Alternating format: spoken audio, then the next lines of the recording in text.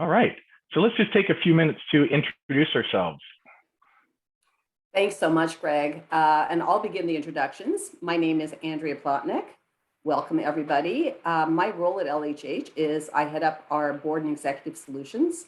And as part of my practice area, I focus on identifying, assessing, and growing leadership capabilities that make a difference as we face the challenges of both today and for the future. And I'm joined on the stage with Greg Leskew, who heads up our executive coaching practice, really focused on building leadership capabilities for the future. And I know that I speak for both of us when I say that we're thrilled to be here in what we like to think of as co-creating the future for leadership within Canada and more broadly. And so as we turn our mind to leadership, it really does bear acknowledging that a lot of the changes that we're going to be talking about today, a lot of the new competencies that are going to be required, all these changes have really been afoot for quite a while now. But what we can all agree about is that the pandemic has certainly served as a crucible. It's accelerated the changes, and it's really fundamentally changed the leadership landscape that we're faced with today. And we believe that many of the changes are here to stay.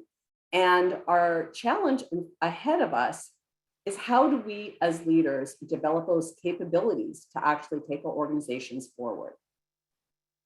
So if you could please page down, Greg.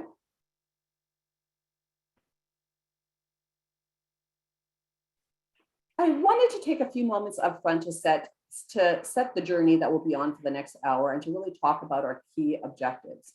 If you think about the last 19 months or so, and really think about what we've been faced with, I really like to think about the pandemic in terms of three phases. The first phase was really around business as unusual. That's when leadership was really challenged in terms of facing a crisis, scurrying, lots of activity, trying to figure out how to respond, a lot of emergency decisions, planning, replanning again. And then we moved into the second phase of the pandemic, which was really around the new normal. This was when we brought about a little bit more stability to our organizations and start to think about how do we operate in this remote world where we still need to keep all the balls in the air and keep our organizations moving forward and trying to bring some structure, some stability to our organizations.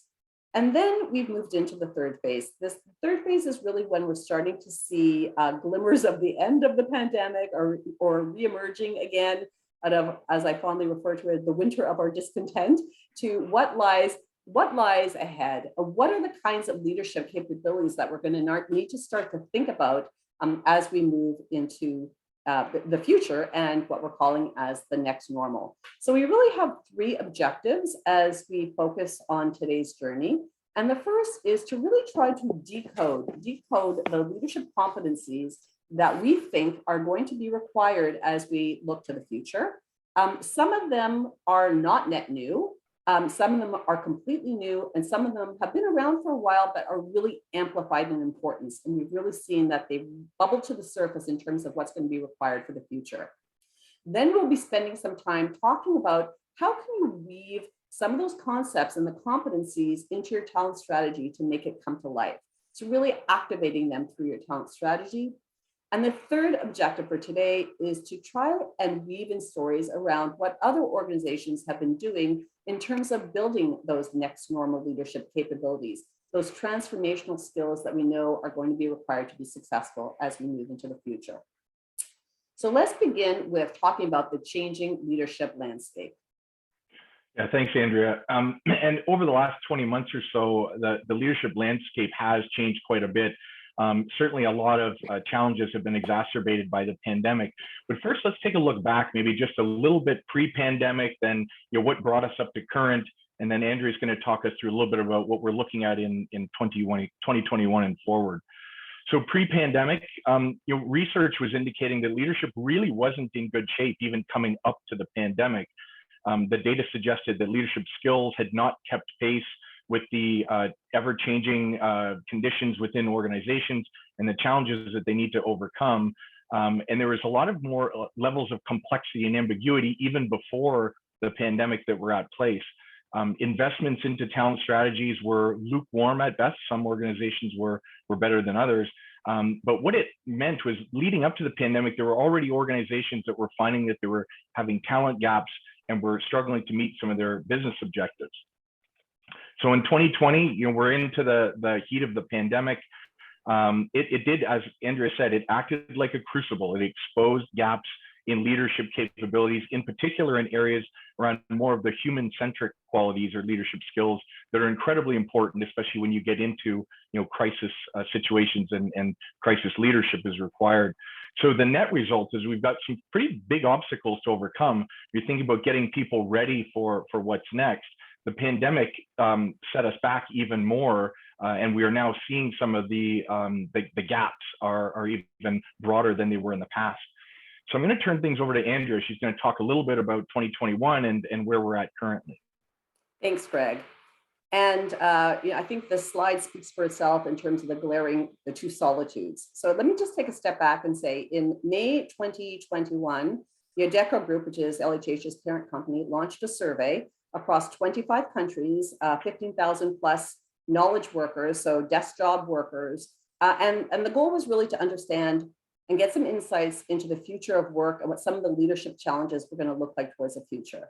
And this is what emerged. And so let me preface this with saying that senior leaders cannot possibly understand what it feels like to be a non-manager, and non-managers can clearly not understand what it felt like to be a senior leader as we have navigated through the pandemic. However, having said that, there are some glaring discrepancies that show up. And if you look at how senior leaders rated their performance on all kinds of different measures, I would say they gave themselves basically a B+ to an A on a number of different dimensions. And if you ask non-managers, who are essentially the people that the senior leaders are leading in some shape or form, they were, shall we say, slightly less positive in terms of what it felt like from a leadership perspective, or how their leaders were leading through the pandemic. So we call this the leadership disconnect. And I like to think of this in terms of the difference between intent, what senior leaders intend to be doing, versus the impact and how they may actually be showing up in the eyes of the non-managers. So if we can flip to the next slide, let's talk about this in terms of what the impact is on the organization overall. Again, you can see that there's a big discrepancy between how senior leaders see the world and non-managers see the world on a number of different dimensions. And in particular, if you look at the first column, senior leaders are 77% satisfied with how they've handled themselves in the organizations during the pandemic.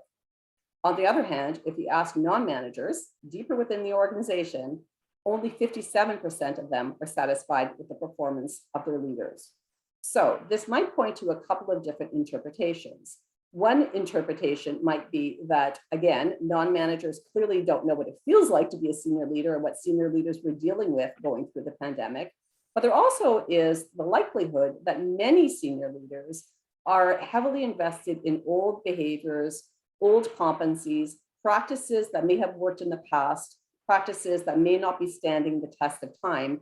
And it also shows a lack of self-awareness in terms of how they may be impacting the organization. And at the end of the day, if you think about what senior leaders do, one great measure of the impact of senior leaders is the climate that they create for their teams, and ultimately the culture within the organization.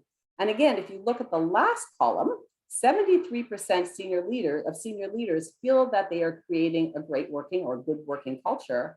And there was a dismal 37% of non-managers that believe their leader is encouraging a good working culture. So clearly there is a large gap between how each perspective sees each other, and a lack perhaps of self-awareness on the part of senior leaders in terms of the impact that they're having.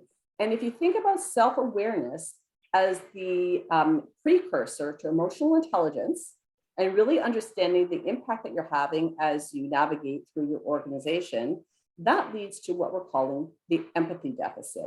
And it also leaves you less open to feedback and understanding of the impact that you're having. So the empathy deficit, which is really critical as we continue to move forward. If you could page down, please, Greg. Thanks.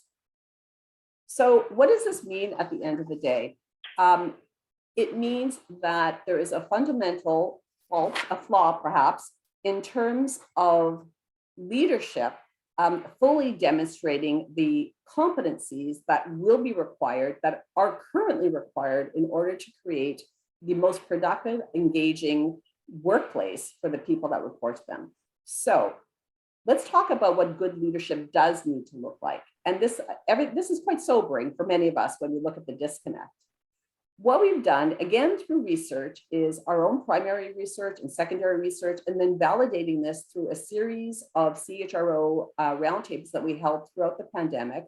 We've identified a set of 5 foundational mindsets and 4 behavioral sets of capabilities that really are going to define what good leadership looks like as we move towards the future and today as well. And I'm not going to go through every one of the hexagons that are on the slide, but let me pull out a few of them for illustration. Let's start off with change, agility, and resilience. I think it goes without saying that if the pandemic is any indicator, that the ability to pivot, the ability to function in ambiguity, the ability to be able to persevere and regroup and reframe and maintain an optimistic mindset are critical for leaders. But even more important, it's being able to lead others through ambiguity, help others find the path through ambiguity, create the climate for others to build their own resilience and that change agility. And it's exhausting. There's no question about it that it's exhausting. And then inclusion and empathy.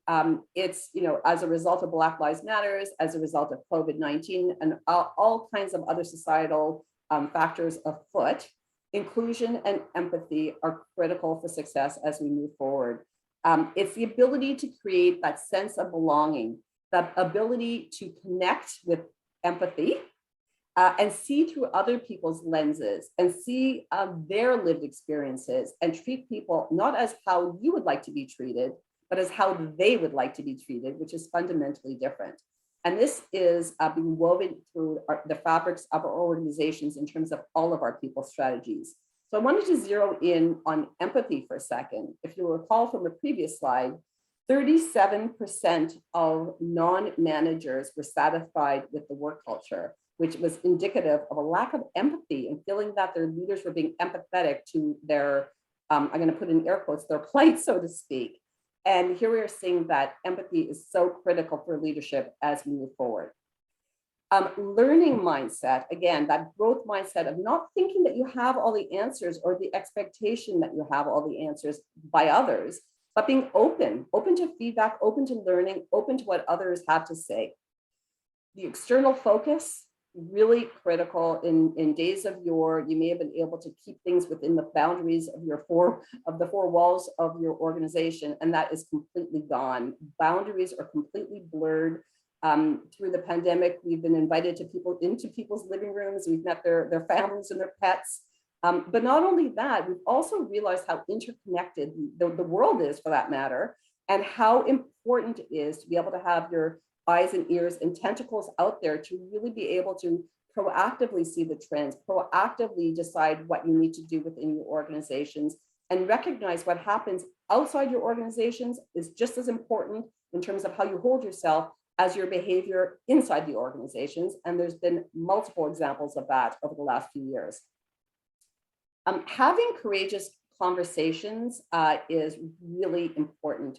What we're seeing as a much valued attribute is the ability to be a truth teller, not to feed people platitudes, but being able to share transparently, have honest discussions, create the climate for other people to have honest discussions, but also to tackle those courageous conversations around diversity and recognizing that you may not get it right, but approaching it with the right mindset and the right curiosity and being able to have those conversations that fundamentally will make a difference at the end of the day. And I'm going to move to the bottom and just zero in on the culture of well-being. The culture of well-being that we see our senior leaders may not be doing as good a job as they think they're doing, but how important it is, both from a psychological safety perspective and of course through COVID from a health perspective, a physical health perspective, but how important it is to have that culture that keeps your talent engaged and productive and want to be there. And it becomes even more critical when you have a hybrid workforce where people aren't in the organization. It's the glue that binds you together as an organization, which gets us to the collaboration. What we've seen is that there is a lack of the understanding that collaborating in a virtual world is quite different, and it takes extraordinary communication capabilities and different kinds of processes and practices than what might have worked in the past. If we could go to the next slide, please, Greg. Thank you. So in a nutshell, expectations have fundamentally changed. And so, you know, when you think about what is required of leaders, of course, you still need to be professional, but that arm's length distance is gone. Employees want deeper relationships with each other and with their leaders, and they want that empathy. It comes across over and over and over again. They want to know that people care about them, and not just care about them as a cog within the organization, but care about them on a broader scale in terms of what the sum total of who them is and how that matters, which gets to the ability to bring your authentic full self to work. And so what we've come to recognize is there's huge swaths of groups within our world, within Canada in particular, that haven't felt comfortable bringing their authentic self to work. And the amount of effort that takes to be able to fit into a recipe of what you need to look like takes away from their ability to engage, to be productive, and to bring that diversity of thought that's so important. So it's really about how do leaders create the safe space and encourage people to be able to bring their authentic true selves to work, which gets at the personal piece as well. It's not about keeping the personal out of it. It's absolutely about bringing the personal into it and understanding where people are coming from. And I think the last point is really important. In the past, there was an overemphasis on getting people to fit in. It was about culture, getting people to fit into the culture of the organization through an onboarding process. In a sense, was almost like cookie cutter approach to this is how things get done around here. And what that was masking potentially is that there were unconscious biases within our organizations. And what we were doing very often was hiring people or bringing people in because they're diverse and they have diverse perspectives, but then forcing, and often not intentionally, forcing people to conform. So this is really about the expectation around leveraging that diversity. Don't just bring it in, make sure that you're creating the right processes and practices to leverage it for greater success at the end of the day. So let's talk about the new competencies that we're seeing for the next normal. They're very transformational focused. Some of them are not new. Some of them are just amplified in terms of their importance, but these are the 10 that we see really bubbling to the surface. We've talked about most of them. I'm going to just perhaps pick out a few that we haven't talked about as much. Number 3 on the list, reimagining, engaging, and inspiring. When the world around you is changing, people need to be able to hang their hooks on something, and the something keeps changing these days. And the role of the leader is to be able to constantly see the art of the possible, constantly be able to think about what can be done, not get mired in the status quo, and at the same time, engage others and inspire others, and do all that remotely, which requires consummate communication capabilities. Another one that I wanted to flag that we haven't talked about really is the concept of servant collective leadership. So gone are the days where you have, the leader as hero. This is not a one-person job anymore. This is really about how do you create the space to build collective leadership and recognize that good ideas can come everywhere, and that it's really about creating the space again for those good ideas to bubble to the surface. And then the last one that I really wanted to highlight is number 5, inclusion and intercultural competence. And that goes back to those courageous conversations that we need to have, but it's recognizing that it is a skill set, and we all need to get better at adapting to different cultures and how they show up at work, and being able to adapt our behavior. It's not enough to appreciate the differences. It's about being able to seamlessly adapt our own behaviors to other cultures so that they can thrive in the workplace as well. So I'm going to pause here for a second and give you a moment to just read through the 10 competencies that are here, because what we're going to do next is actually pull up a poll where we're going to ask you to think about which are the 3 competencies that are the biggest gap in your organization. So the poll will be showing up on your screen. Take a moment and think about 3 choices. Which 3 competencies do you think are the biggest gaps in your organization?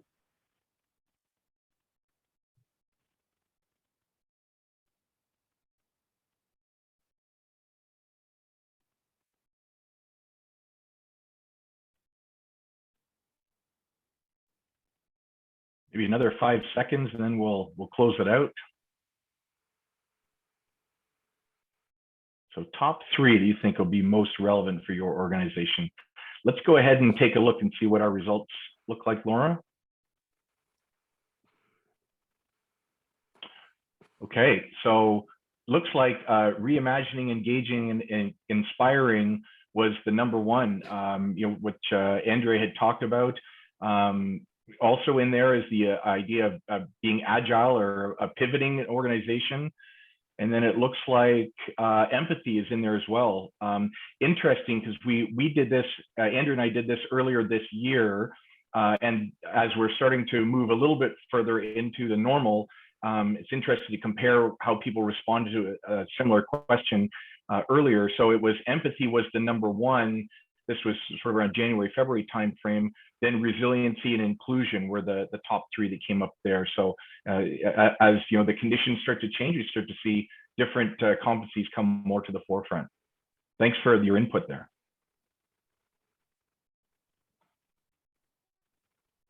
Great. So in terms of summary, I would say most of us have room to grow. And we, if not personally, at least within our organizations, there's certainly room to grow from a transformational perspective in terms of developing the new competencies. And we're getting some comments in the chat that we might have missed the courage and truth telling was 45%. So that was perhaps one of the highest ones that we may have missed in our debrief. And it's actually quite interesting, because it really is a different way of thinking about leadership. People don't want platitudes. They really don't want platitudes anymore. It's treat me like an adult and tell me what I need to know. Tell me the truth about what's going on and we'll deal with it, which is a different way of, if you think about traditionally, it was more of a paternalistic approach to leadership in days gone by. Regardless, what we know is leadership is exhausting. For those of you who are leaders that are on the call right now, I mean, take a second, take a deep breath, pat yourselves on the back, and just recognize that it has not been easy. It absolutely has not been easy getting through the last 19 months. There's no question about that. Leadership is rewarding. It's critical when it's rewarding when you have an impact, but it truly is exhausting. And I think what has made this particularly exhausting is, the old adage that put on your oxygen mask before you help others really could not apply through the pandemic. We were putting on our oxygen masks at the same time that we were helping others. So while our direct reports may have been feeling challenged, we were in this situation where we were also feeling challenged, but yet having to help them at the same time, which was it can be quite draining. And I think we're starting to see the impacts of some of that. But what we do know beyond a shadow of the doubt, is that it takes a village, #1, and that we have to get past the mindset that this is a sprint, and really start to think about what are the new ways of operating that are going to be sustainable and that are going to produce the cultures within our organizations that we want to have, given all the changes that are afoot, and given that we want to be, competitive, on a global scale, and everything that's required from that perspective. And just one last point is, we're focusing a lot on the non-managers in terms of the impact, but leaders are not any less impacted. And we're seeing that as, the Great Resignation. There's some statistics that it's not quite as dramatic within Canada, but certainly the Great Burnout is happening at leadership levels within Canada. So let's move on to the next slide. And let's talk about, we've seen what the new competencies are that are bubbling to the surface. How do you actually embed them? How do you actually make them come to life within your organization? So yeah, thanks, Andrea. So a couple that we've talked about the pain points and some of the emerging competencies. So it's the idea now is how do you take what you've learned, and if you have a direction from a cultural standpoint or from a leadership development standpoint, where you need to go, how do you start to put those into play? So first, talent strategy always has to align with overall business strategy, and that's really the par for the course. Best practice there is once business strategies or business imperatives are set, you have to look at the glide path of the organization and where there is a parallel between where talent needs to go and where the business is going, and make sure that they intersect often in the future. So what that means is it's not just thinking about the needs of today, it's thinking about where are we going to be in a year or 2 years, and to be trying to make sure that you've got the right people, the right place, the right time that aligns with that business strategy. So a very key point there is to start with a foundation of having your business imperatives well aligned. And next you look at things like the talent requirements and the competencies that are needed, the abilities for leaders to get over the challenges and to accomplish their goals that are aligned with those is the next thing. And then you think about like the different talent initiatives that might align from that talent requirement. So right from talent acquisition through to talent mobility and everything in between are all where parts of those leadership behaviors, those emerging trends that we've seen start to come into play. And finally, underpinning everything is culture. I think you've probably all heard that old strategy that culture eats strategy for breakfast. It's really important not to lose sight of where strategy comes into play through all of this. And it can be woven into some of your talent initiatives. One of the biggest things is to think about success profiles as your bedrock for having a really strong talent strategy. And just for those of you who aren't familiar with the term, a success profile is really a robust role description. It's looking at either a role or a job family in its entirety, in a holistic point of view. And I want to walk you through the 4 sections within this. You get a feel for what this might look like, and maybe think about how you might use this within your organization. So the 4 sections of a success profile, we've got knowledge, competencies, attributes, and experience. And if we start with experience, really this is years of experience working in situations that would increase the likelihood that someone would be more successful in a similar situation in the future. We shift up to the top left and we look at knowledge. It's really the technical side of things, the certifications, those letters after people's names that are needed to be able to competently do a job. So that's the left-hand side of the success profile. If we shift over to the right and we look at the skills, the competencies, and the behaviors, this is really the how side of the competencies. So it really gets into what you can do, and what you've done is on the left, and how you might go about doing that is all what's on the right hand side, and starts with the behaviors that you'd want to see at the top right. And finally, the attributes are the traits, the drivers, the DNA of a person is at the bottom right here, who they are, because this is really strongly aligned with how people tend to show up and tend to behave on the job. Most organizations, as they think about how do we bring people into an organization, how do we develop them and get them ready for what's next within the organization, will overweight to the left-hand side and those requirements, and put less emphasis, or sometimes no emphasis, on what's on the right-hand side. And that really is a mistake. When people are brought into an organization and things do not work out, and there's a time when they reach a failure point, it's generally because of what's on the right-hand side versus what's on the left. And also to think about when you're promoting and all those kind of things, there really should be an equal weighting, if not.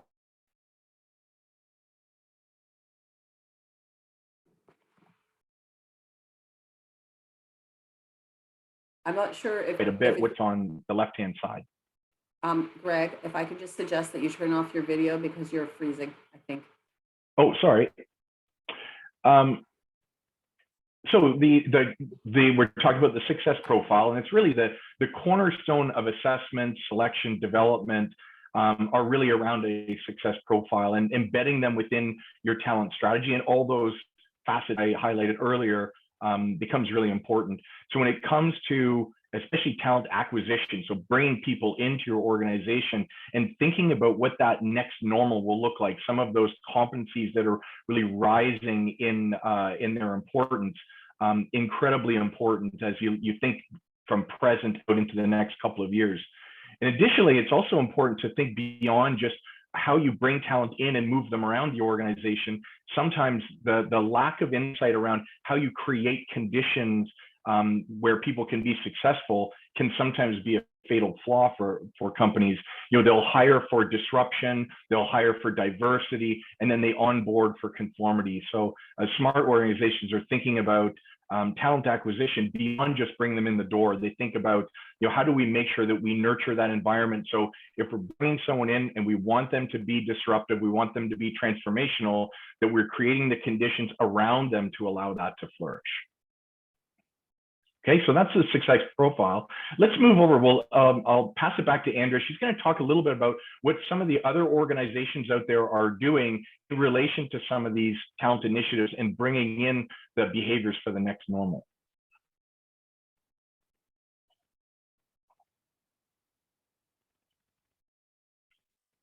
Thanks, Greg. And so I'm going to start off and just talk about talent acquisition in terms of three key themes that I'm seeing, and then I'll give you an example of where I've seen some innovative ideas around talent acquisition. So if you look at what's on the slide, I really see it breaking down into, as I said, three key areas. The first is, if you think about talent acquisition for the next normal, make sure that your talent acquisition processes are bulletproof from a diversity and equity perspective. And so what that means is, one, you may want to embrace technology to make sure that you can use AI to make sure that AI search technology to make sure that unconscious bias isn't seeping in terms of reviews of people's resumes or going to specific go-to places as opposed to more broadly. You want to make sure that you include objective assessments when you're hiring, so that people aren't hiring others that are familiar to them or feel like them. The gut feel, this person could work out in this organization because they're very much like me, but that's just perpetuating the status quo. It might be a blind review of resumes to make sure that you're not actually seeing the people's names or faces and so forth when you're actually thinking about new hires. And most importantly, from a bulletproofing from a diversity perspective, is making sure that you're looking at untapped pools of talent. So on the one hand, we know that there is a labor shortage, particularly for hot skills. But what we also know at the same time is that there are all these untapped pools of talent out there, underrepresented groups that represent huge potential. And so the smart organizations are partnering with organizations that are tapped into different diverse groups and starting to bring them into the mix. And actually, I did not say, it's also making sure that your success profiles that Greg was talking about earlier only include bona fide requirements. That means is making sure that you take a good look at what's required for the roles that you're hiring and ensuring that everything that's in there is truly a requirement for the role and not just an artifact of the status quo, perpetuating the status quo. The second area that I want to focus on is, as we're looking for the next normal, and this perhaps isn't obvious, is just making sure that your success profiles, so same success profiles, include the next normal competencies that you're looking for, and using those as the basis for recruiting, but also for making for assessments and for all your hiring decisions. As Greg said, of course, it's important to avoid the hiring for diversity and diverse thought and disruptive talents, and then onboarding for conformity. So really making sure that you think through what that process looks like as well. And then the third area that I really wanted to focus on from a talent acquisition perspective is really about, how do you make yourself stand out? How do you make your brand stand out from the field in a really competitive landscape for talent? And what will be appealing? as we look to the future. So if we can page down, I'm going to talk about succession planning next, and then I will give you an example of an organization that I've worked with that I think has done quite interesting things in both areas around transformation and the next normal. So the first thing to, well, let me start this by saying that we have never been busier than now from a succession planning perspective. What COVID has done is really shone the light on the fact that your entire executive team can be taken out at any point in time. It's also with the great resignation that we're hearing about. People are leaving earlier in their careers than possibly planned, whether it's temporarily or permanently. We also know that, so no emergency plans are in place. So if nothing else, have an emergency plan in place for all your critical roles. And what we're also finding is that at the top of the house, while we've made minor, and I emphasize minor progress from a gender diversity perspective, we certainly, I'm sorry, I'm just turning off my video and hopefully I'll stop freezing.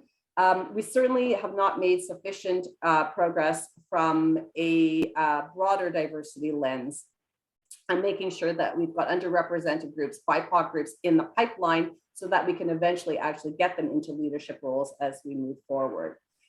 So it's really thinking through what's required for the future, looking deeper within your organization, making sure that you develop pools of talent that can step into multiple roles and focus on those critical competencies, as Greg said. Don't over-index on skills and knowledge.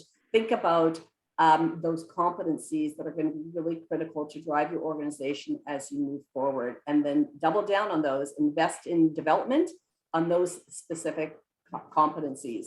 So I'm going to share one example of an organization that I think, as I said, has done some interesting things. This is an organization that was faced with scarcity of talent.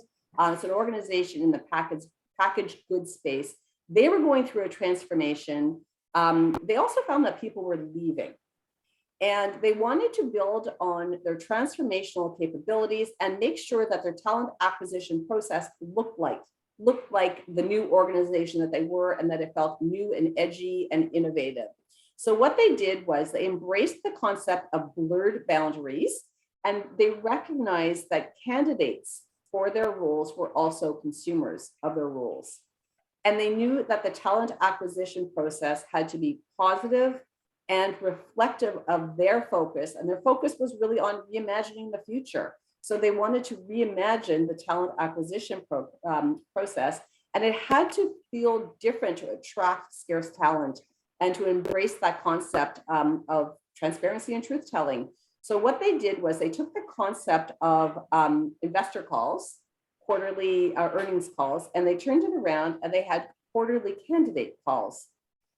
And quarterly candidate calls are an opportunity every quarter, as I said, for whoever was interested in the organization to join in to a call where they could ask questions. They could meet key individuals from the organization and have a transparent discussion around what it felt like to work at this particular organization. And to answer the question around BIPOC, it means individuals that are Black, Indigenous, or people of color. So they also revamped their success profiles to focus on the next normal competencies.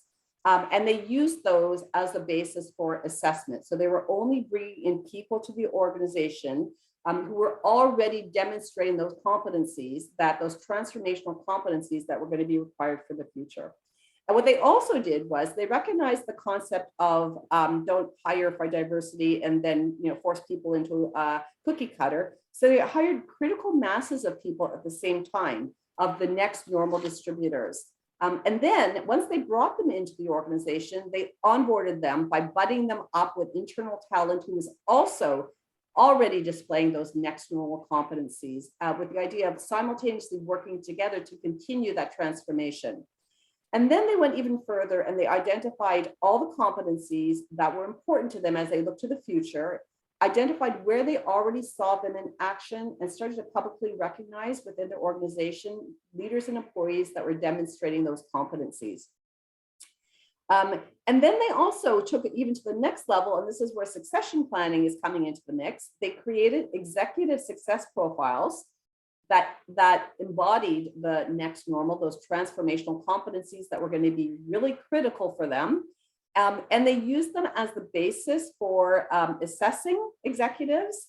And those assessments were used for developmental purposes, but also for the purposes of succession planning, finding people that had what it takes to step into multiple other roles that were already demonstrating those really critical competencies.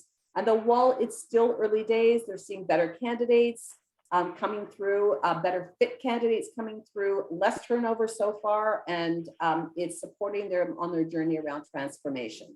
So that's an example of somebody that tried things a little bit differently and I think really made a difference at the end of the day. So Greg, I know you've got some examples around other talent processes where we have seen great examples for the next normal. Yeah, thanks, Andrea. I think as they relate to high potentials, I'll just highlight a few things. You can see some of the points on the screen here, but maybe there's a couple things we haven't touched on yet. Especially in times like these, where there is a lot of ambiguity and organizations are pivoting and transforming, it is more and more difficult to see clearly where a person's career path might be. And that certainly in making sure that you're developing people towards something, even if that path is still maybe not clear, is incredibly important, that they know that they're, people who are in a high potential pool or an acceleration pool understand that they are moving in a certain direction, even if that direction is somewhat unclear. The other is around the second to last bullet, around creating sponsorship programs or reverse mentoring. We know that sponsorship in particular is incredibly important when it comes to promoting and developing underrepresented groups within organizations. So making sure that there is a robust sponsorship program, especially when there are times of uncertainty and we are all now more disconnected because of the pandemic, and you move into hybrid workplaces where having exposure to people, decision makers higher in the organization is not as easy. Having a good sponsorship program in place that has some very quantifiable outcomes is incredibly important. I'll share a very quick story here, and I know we want to leave some time for questions, so I'll share the story around an organization that had to make some changes around their high potential pools because of what was happening within the organization. So they were finding, this is a global professional services company. They were experiencing challenges of turnover to a very high degree within their hypo pool. And it was causing disruption, not just within the program, but there were business outcomes that were being disrupted as a result of this. And they started doing some exit interviews with this group, and a lot of them were saying they were leaving the organization because the actually being part of the hypo pool was something that was packed on top of the already heavy workloads that they had, and it was just an added stressor, and it basically drove them out of the organization. And so the talent team saw like this is something that's not only jeopardizing their current clients and their program, but they felt like they were mortgaging their future if they didn't take immediate action on it.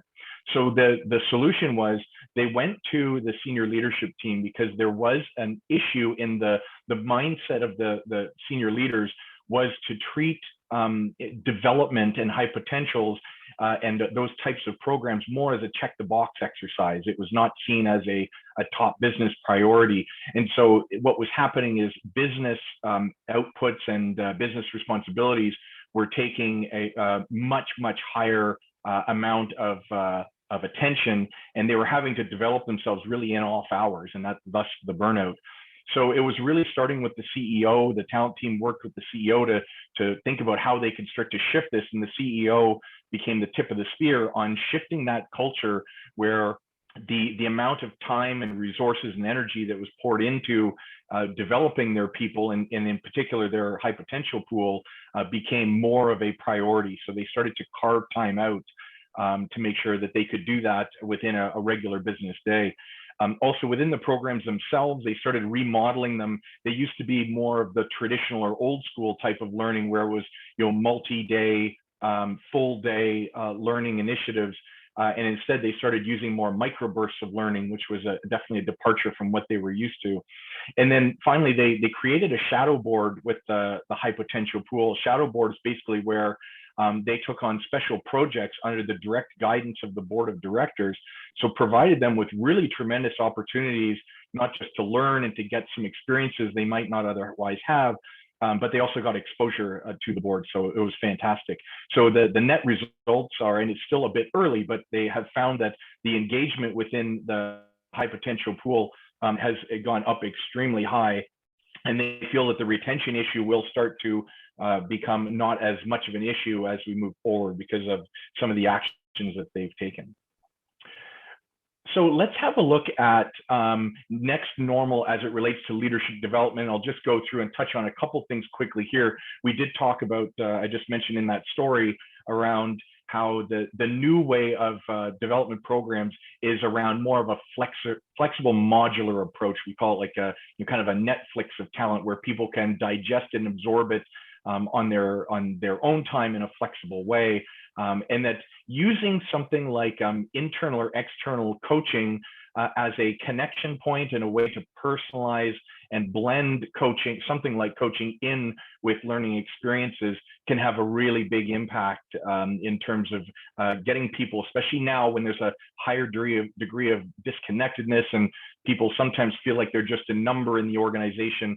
You know, having an initiative like this as part of your talent initiatives can go a long way. And finally, I think the transfer of knowledge at the bottom, which is really around thinking about designing recognition within a development program so it tends to propagate across the organization, is incredibly important to make sure that you're reinforcing the good that's going on and make people want to be a part of a program like this.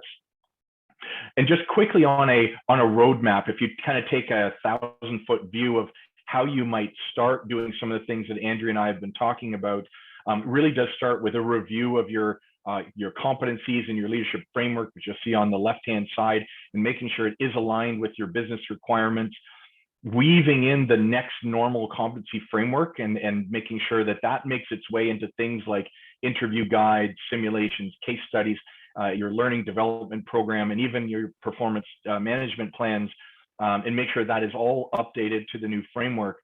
And then making sure that, especially as you're thinking about bringing people into the organizations, one of the more important things, the thinking behind this is, where do you prioritize? It's around when you're bringing people into the organization, it's easier to bring in people who you know will get you to the next level versus bringing in people who maybe need to be developed to move towards where you're trying to go from a behavioral and cultural standpoint. A lot easier to bring people in that you're looking for in the first hand. So that's a little bit of that bird's eye view of how you can start to approach things. Some final thoughts here. Again, the success profile is that red thread throughout everything. It's having the ability to be informed by trends, but maybe not necessarily act immediately on the basis of trends, but to be able to future cast forward and think about and anticipate how what's happening within the organization and outside the organization can impact your talent strategies, so you can be proactive where possible. And then, thinking about the low-hanging fruit, where can actions be taken quickly, low cost? Again, I've mentioned earlier that talent acquisition is where people tend to focus their energies, but there's other things too that can start to shift cultures and start to develop people in the way that starts to align to the next normal.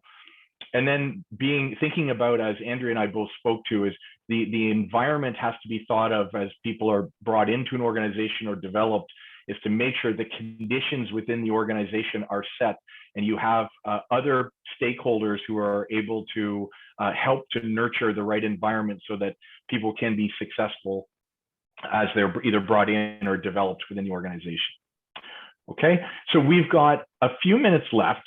Why don't Andrea and I can maybe pop back onto our screens. Hopefully we won't freeze up. And Greg, I'm seeing that there are a couple of questions that have come in. Yeah, do you want me to read these out? And Yeah, so I'll take the first one here, Andrea, and then we can just yeah. between us decide. So which assessments does LHH use or recommend in talent selection processes to evaluate these key next normal competencies at a leadership level, assuming an emotional intelligence instrument is one of them, but are there others you'd recommend? I'd be happy to take that one. And I'm going to give you your typical consultant answer, which is it depends. I'm going to give you the best case scenario, thinking it depends on how high stakes the assessment is. Is it for, at the executive level where you, or for a critical role where you absolutely cannot afford to get it wrong? Or is it a supervisor level? Is it an employee level? It really sort of, well, actually it says leadership level. So it really does depend, but I would say the foundational ones are, I would absolutely want to have a behavioral interview as part of the selection process, whether it's an external hire or a selection process internally, where you're probing for examples of where the individual has demonstrated those competencies in the past. As we all know, if you've done it before, you can do it again. I love simulations. We've got some great simulations that we use where it gives people the opportunity to demonstrate how they show up and how they show up under stress, for that matter, where people's less desirable traits tend to surface. So where possible, to include simulations as well. We do like using baseline personality assessments, which talk about people's predispositions. It doesn't mean that just because you're predisposed for something, you will necessarily show up that way. But it sometimes is helpful to see where people will naturally be in the groove.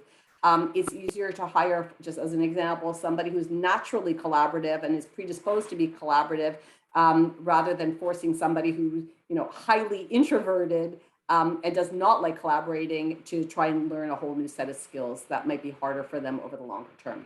So I typically would, depending on how high stakes the assessment is and where it is within the organization, use more than one assessment tool, and certainly emotional intelligence can be one of them too, looking around, the self-awareness and how they build relationships with others, and so on and so forth. Yeah, great. Thanks, Andrea. And thank you, Dana, for the question. I've got another one here. We'll probably have time for a few more. So if you've got questions, you can use the Q&A function to send them to us.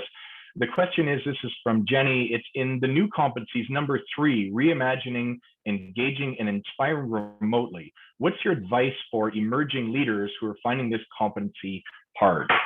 Maybe I'll take a first crack at it, Andrea, if that's okay, and then you can add your side to it.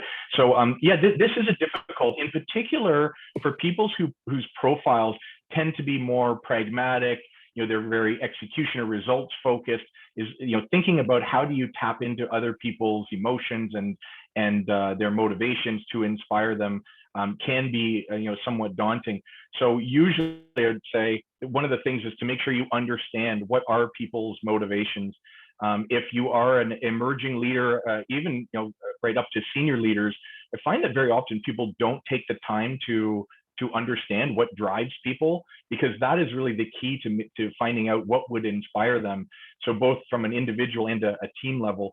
So having those conversations, whether it's at performance management time or just when you're having catch-up meetings, can also help you to understand how might you delegate to that person or develop that person, because you do know what drives them.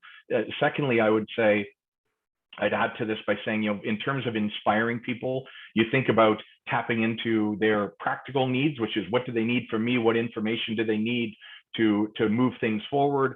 And then what are the personal things that might be more enticing for them? And how does it connect to strategy in a way that will want them to align and move in that direction? I usually like to say, you have to think about, an image, or using powerful words or words that can evoke an emotion as a way to tap into that and be inspiring.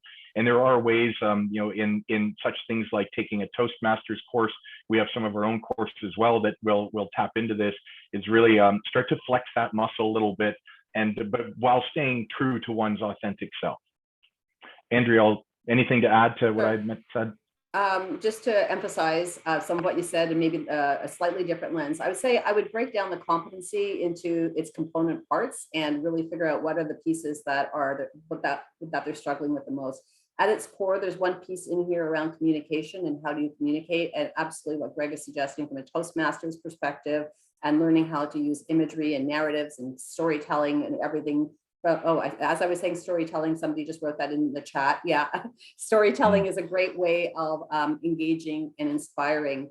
But I think there's also some process issues here, or processes that they can get into, which will help them in terms of engaging others. And it's just recognizing that in a remote world, you need to connect in a different way, and you need to connect regularly. And it's the remote equivalent of walking the halls, but you have to make deliberate efforts to actually reach out to people one-on-one and as a team on a regular basis to make sure that you're staying connected to them.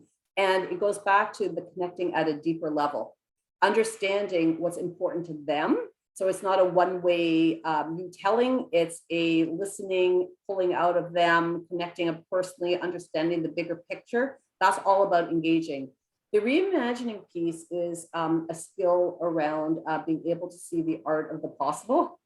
And a little bit of that does come with experience, but it's flexing that muscle of having that can-do mindset and what could be, and silencing the critic in your head that says can't be. So some of that is around developing creative thinking capabilities, and not shooting down, even for yourself, but for your team as well, not shooting down ideas too quickly without talking about how could we make it happen? Not we can't, but how could we make things happen? And then the last piece around that is taking some of the pressure off emerging leaders, that they're not in this themselves. I said earlier that this is not a job of one, and it's about servant collective leadership. And I think the fundamental mistake that emerging leaders have is that they think they have to be experts, and they have to come across with that expertise no matter what. And that's not what this new world of leadership is about. There's more humility baked in here, and there's more collective leadership around throw it back to the team and gather input and crowdsource, so to speak. Perfect. Thank you, Andrea. And thank you, Jenny, for the question. We are right at our end time. I'll just mention that you will get copies of the presentation from today, so look out for that. And if you're interested in any future topics that we'll be doing with these webcasts, we'll send you a list of the upcoming ones as well. But certainly appreciate your time today, and thank you, Andrea and Laura. I hope you enjoyed this and found it helpful, and we look forward to seeing you at the next one. Thanks, everyone. Bye, everyone. Thank you.